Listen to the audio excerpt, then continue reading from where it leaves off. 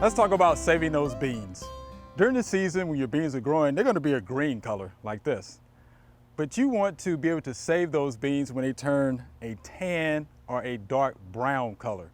You should be able to hear those beans when you shake them, right? They should be able to rattle. Once you hit a rattle, what you need to do then is collect the rest of your beans, right, off the vine, take them inside. They need to be in room temperature. Lay them single file, across a table or something like that. Let them dry out again for another week or so. What you do then is actually you will peel the pods, you expose the bean, you will get one of the beans and you will either smash it with your hand or with a hammer. If it scatters all over the place, then that means it's dry enough for you to start saving it. So collect the rest of your beans, put them in a glass sealed jar or a container that you can seal, and that way you can store it and it should be viable for the next couple of years.